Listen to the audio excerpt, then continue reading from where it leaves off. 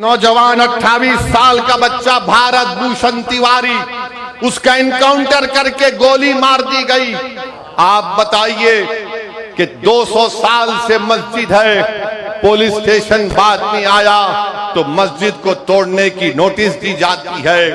250 साल से मस्जिद है, रेलवे स्टेशन बाद में आया तो नोटिस दी जाती है मस्जिद को तोड़ने के लिए। मैं भारत की पार्लियामेंट में खड़े होकर पुकार कर कह रहा था कि बीजेपी, आरएसएस और नरेंद्र मोदी की हुकूमत ने वक्फ तरमीमी कानून को लाने का एक ही मकसद है कि मुसलमानों से वक्फ की जायदादों को छीन लिया जाए, मस्जिदों को तब्दील कर दिया जाए या फिर मस्जिदों को हमसे छीन लिया जाए। बताओ आज संभल की मस्जिद को किस बुनियाद पर शहीद कर दिया गया। मैं पुकार कर कह रहा था तो मजलिस के मुखालिफीन कह रहे थे कि असदुद्दीन ओवैसी जज्बाती तकरीर करता है। अरे मैं कह रहा था कि वक्फ यूजर खत्म हो जाएगा तो नादान कह रहे थे नहीं वक्फ यूजर रहेगा। अरे वक्फ यूजर अगर है तो बताओ संभल की मस्जिद को किस बुनियाद पर तोड़ा गया।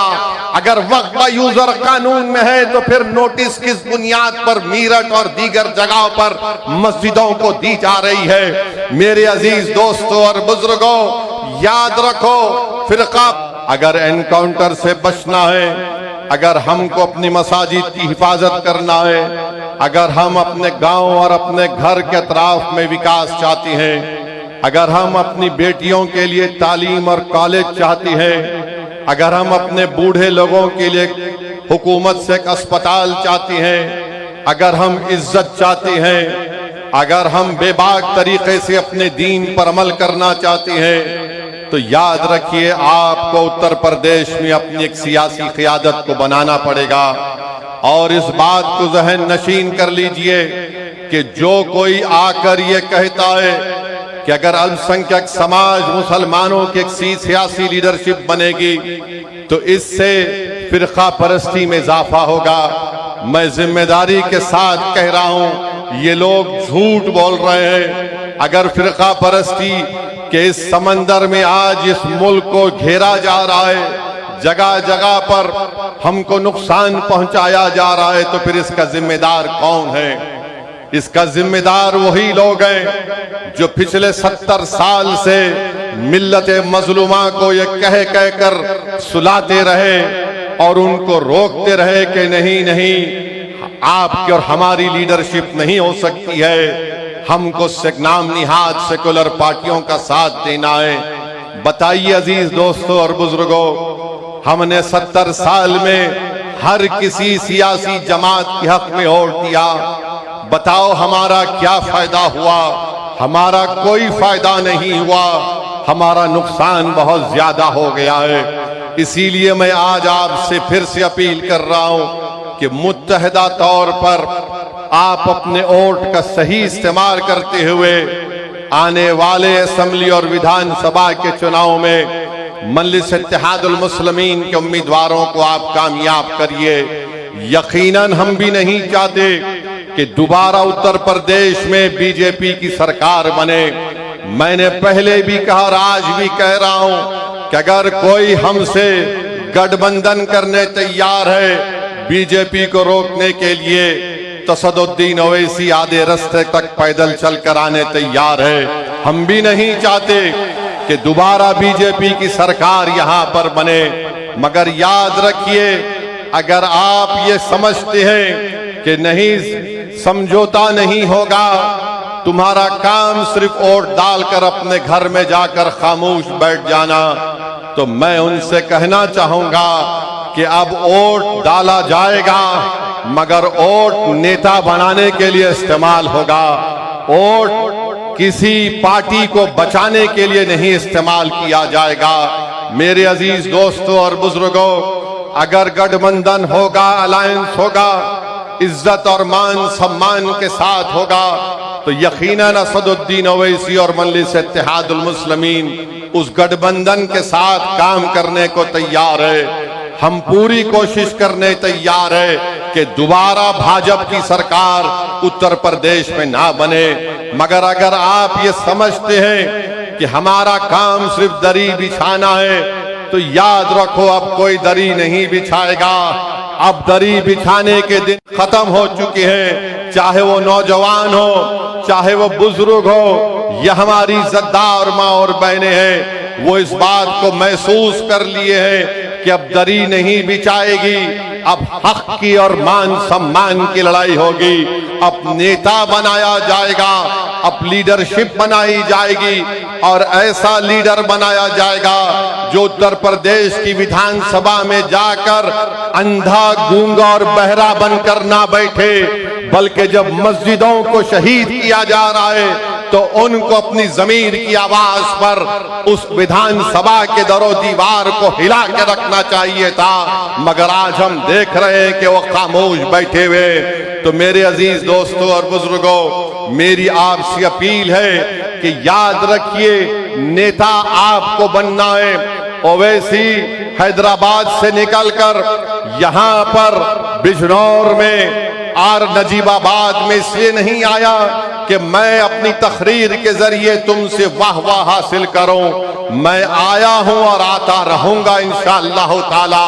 अल्लाह जब तक मुझे जिंदा रखेगा, मेरी जिंदगी का मकसद एक ही है कि भारत के कोने कोने में मुसलमानों का नेता बने, जो बनेगा इंशाअल्लाह ताला।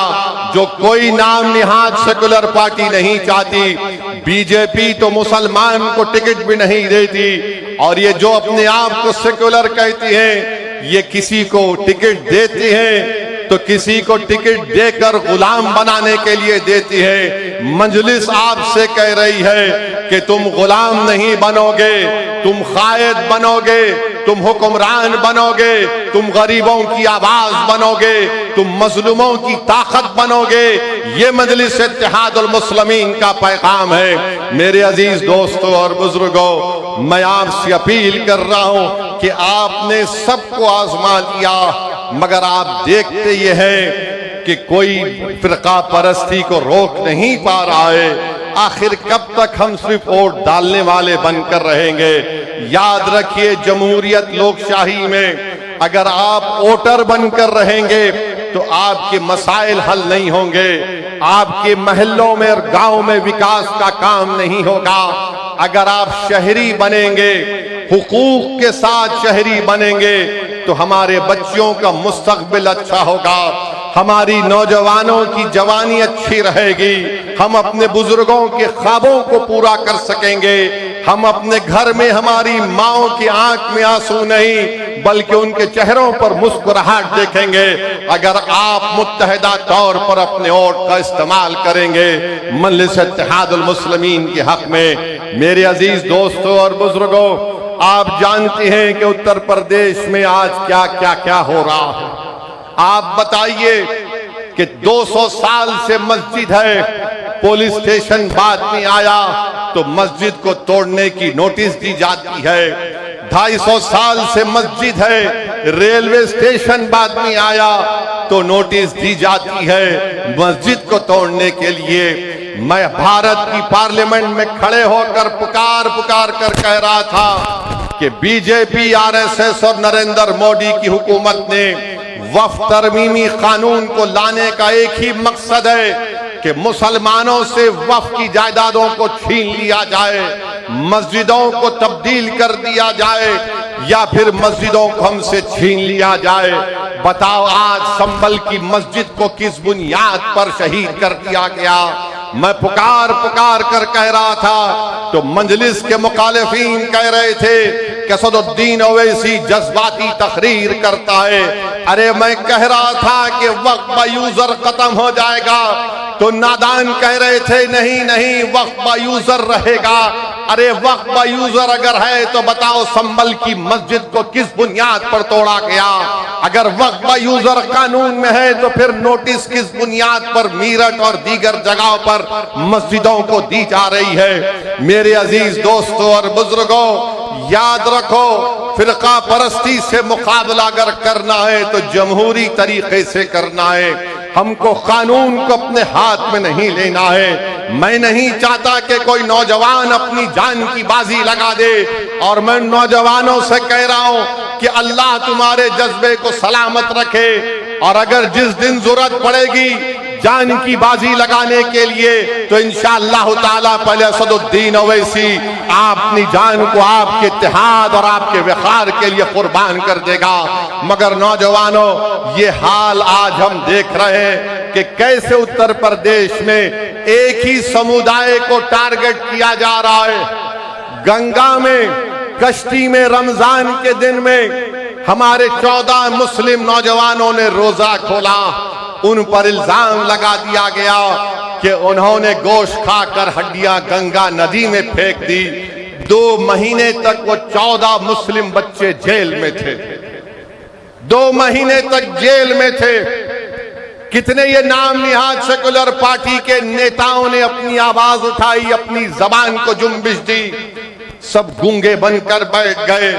एक दीवाना मंजलिस का ओवैसी पुकार रहा था, ये बच्चों पे जुल्म हुआ है, जुल्म हुआ है।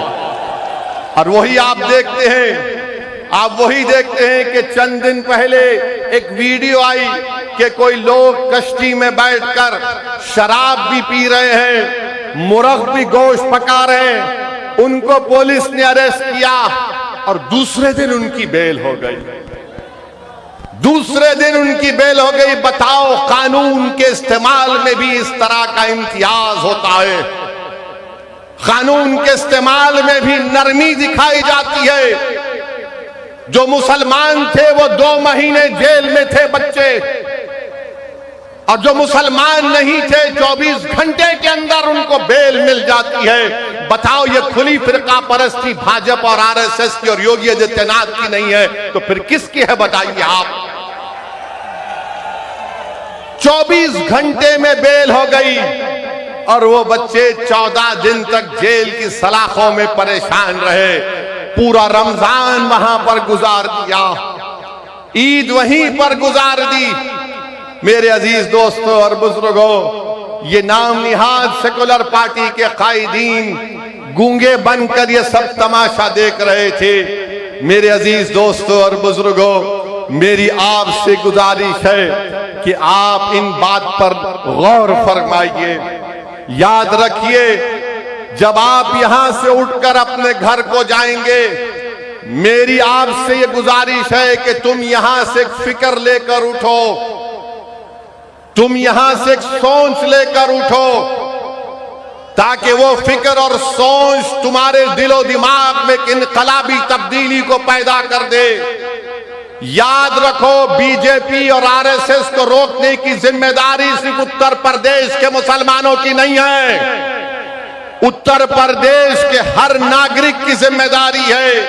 अब चुनाव आ रहा है और जैसा हमारा भाषण खत्म होगा, हमारे दोस्त टीवी पर जाकर जो हमसे बेइंतहा इतनी मोहब्बत करते कि अपने घर में अपने बुजुर्गों से नहीं करते हो, इसी से करते हैं, और टीवी चैनल पर बैठकर बोलेंगे ये हमारे वोट को डिवाइड करने आ रहा है।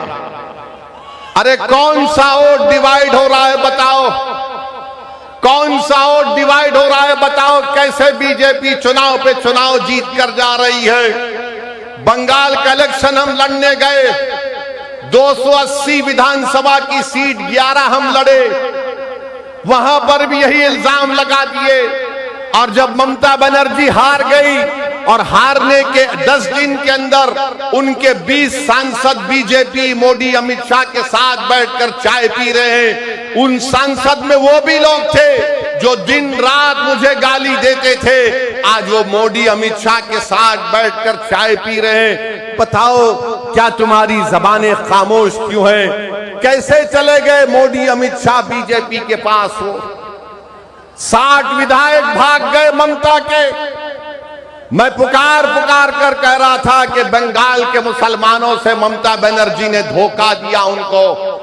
मैं आदादो शुमार पेश करता रहा और आज भी पेश कर सकता हूं। ममता बनर्जी ने मुसलमानों के लिए कुछ नहीं किया सिवाय नाटक के कि ईद के दिन ईदगाह के सामने आकर सर पर कपड़ा डालकर हाथ ऐसा करके दुआ करके ये बताना कि देखो मैं तुम्हारी हमदर्द हूं। अरे हमदर्द अगर है तो गरीबी का खात्मा क्यों नहीं हुआ?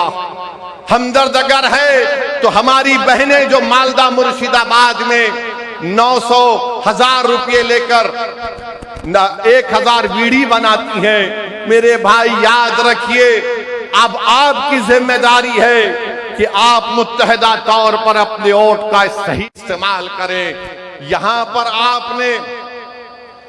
पर आपने देखा कि 3 मर्तबा आपने समाजवादी पार्टी के तस्लीम साहब को आपने तस्लीम किया। तस्लीम साहब को आपने तस्लीम किया, मगर ये ऐसे तस्लीम साहब हैं जिन्होंने नजीबाबाद की जनता को तस्लीम नहीं किया, मुस्तरद किया। हम साल में 2 मर्तबा चांद देखकर हमारे उलमा ईद का ऐलान करते हैं। ये ऐसा चांद है जो 5 साल में 1 मर्तबा नजर आता है। और आपने बीजेपी के डर से उनको वोट दिया तो तस्लीम साहब ने समझ लिया कि मुझे नजीबाबाद में कुछ काम करने की जरूरत नहीं है, मैं बीजेपी का नाम लेके डराऊंगा तो लोग मुझे तस्लीम कर लेंगे। सुन लो तस्लीम साहब, अब नजीबाबाद की जनता मजलिस इत्तेहादुल मुस्लिमीन को तस्लीम करेगी और कबूल करेगी, क्योंकि आपने तो कोई काम ही नहीं किया। आपसे कहा गया रोड का काम करवाओ तो आपने कह दिया मैंने रोड के काम को रुका दिया। आपने कहा कि मैंने रोड के काम को रुका दिया। गवर्नमेंट गर्ल्स का इंटर कॉलेज नहीं है, मेडिकल कॉलेज मंजूर हुआ, तस्लीम साहब सोते रहे, वो कॉलेज कहीं और चला गया। एक बाईपास जो आजाद चौक झंडा चौक से हरिद्वार तक जाता है, इन्होंने कहा कि मैंने इसके काम को रुकवा दिया। क्यों रुकवाया भाई?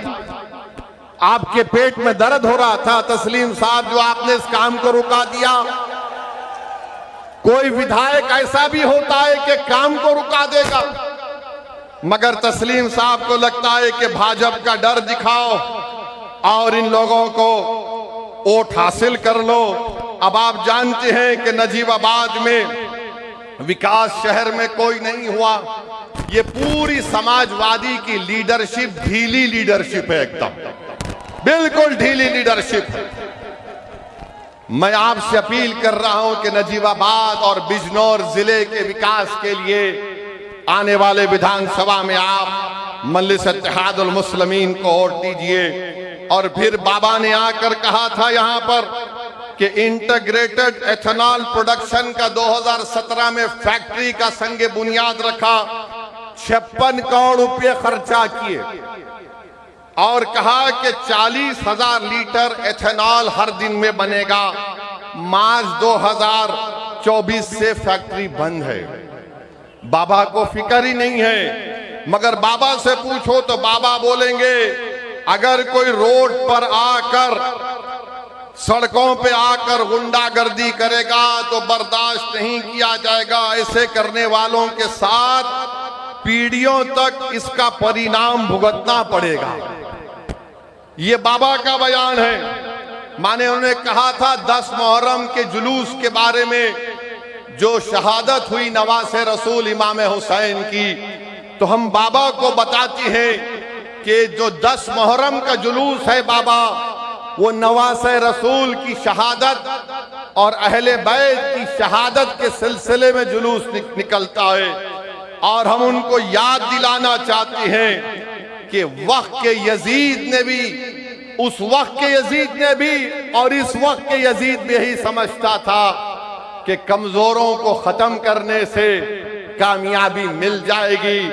सुनो वक्त के यजीदों, करबला से पैगाम आ रहा है कि जिस तरह इमाम हुसैन ने यजीद की ब्लैकमेलिंग को कबूल नहीं किया, जिस तरह इमाम हुसैन और उनके आले रसूल ने हक की सरबुलंदी के लिए अपनी गर्दन को कटाना पसंद किया, आज हम वही इमाम हुसैन का परचम उठाकर वक्त के यजीदों से कह रहे हैं कि हम यजीदों के सामने सर नहीं झुकाएंगे। हम यजीदों के सामने हाथ बढ़ाकर भीख नहीं मांगेंगे, हम अपने हक के लिए लड़ेंगे और इंशाअल्लाह ताला हमको हमारा हक मिलेगा। और याद रखो जालिमों,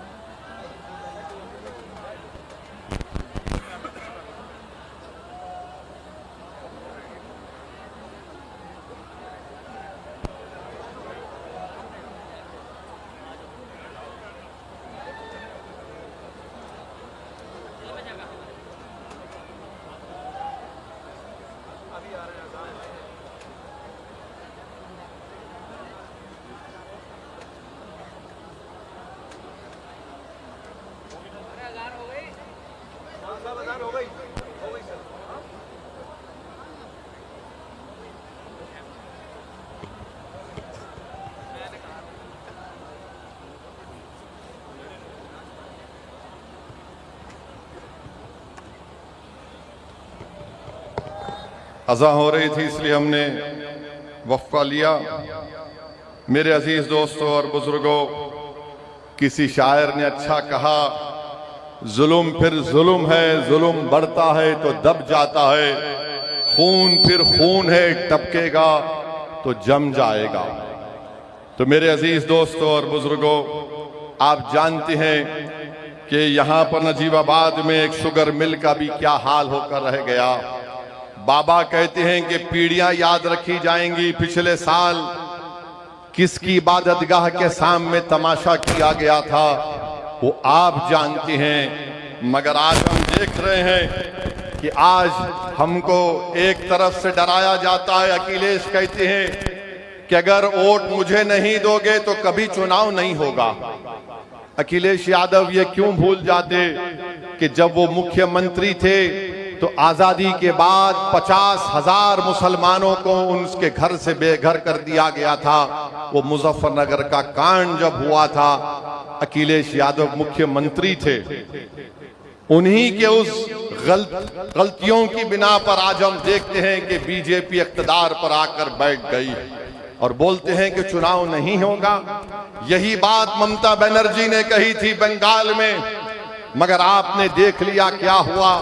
मेरे अजीज दोस्तों और बुजुर्गों, मेरी आपसे अपील है कि जो एक तरफ डरा रहे हैं और दूसरी तरफ हमसे कहा जा रहा है कि तुमको ऐसी सदा देंगे कि तुम्हारी पीढ़ियां याद रखेंगे, हम इनसे पूछना चाहते हैं पहले अखिलेश यादव से। और अखिलेश यादव की पार्टी में एक साहब ने हमको मोहन भगवत से मिला दिया, मोहन भगवत से हमको मिला दिया। खैर, उसका भी जवाब देता हूं। याद रखो, तुम जो कुछ बोलोगे मैं हर एक का जवाब दूंगा। कोई माइका लाल पैदा नहीं हुआ जो मेरी जबान को रोक सके। संविधान और जमहूरियत के दायरे में रहकर बोल रहा हूं। एक मध्य प्रदेश के मुख्यमंत्री हैं बीजेपी के, उनका नाम है मोहन यादव साहब। इंडियन एक्सप्रेस अखबार ने एक खबर छापी कि मोहन यादव साहब के परिवार ने जमीनात के कारोबार करके, जहां पर मध्य प्रदेश की बीजेपी सरकार ने विकास का काम करवाया, वहां पर मोहन यादव साहब और उनके परिवार ने उन जगह पर जमीन खरीदकर फायदा उठाया। बीजेपी का मुख्यमंत्री है और अखिलेश यादव उनकी ताईद में खड़े हो गए और खड़े होकर क्या किए कि नहीं नहीं, मोहन यादव को हटाने की बात हो रही है। अखिलेश यादव से पूछना चाह रहे हैं, वो यादव है और आप यादव हैं, तो यादव पे इल्जाम लगा तो आपके दिल और दिमाग में तकलीफ पहुंच गई। संभल में मेरी मस्जिद को शहीद कर दिया गया, नोटिसें दी जा रही हैं, अखिलेश को तकलीफ नहीं होती है। ये समाजवादी पार्टी का पीडीए है कि यादव बीजेपी का होगा तो अखिलेश कूद कर उसकी मदद को जाएंगे। जो यादव नहीं होगा, अखिलेश के पेट में दर्द नहीं होगा। और आप मुझे कहते हैं कि मोहन भगवत से मिलाते हैं। अरे नादानो, तुम्हारे नेता को तुम जाकर पूछो कि बीजेपी के मुख्यमंत्री से तुम्हारे नेता को इतनी मोहब्बत क्यों है, बताओ मुझे। किस लिए मोहब्बत है बताओ। मोहब्बत की बुनियाद जात है। और मैं तुम्हारे लिए पुकार रहा हूं, लड़ रहा हूं। ना मैं जात देख रहा हूं ना कुछ देख रहा हूं। मैं कह रहा हूं मजलूम है तो इंसाफ मिलना चाहिए। ये अखिलेश की सियासत है कि यादव बीजेपी का होगा तो मैं उसके लिए आवाज उठाऊंगा।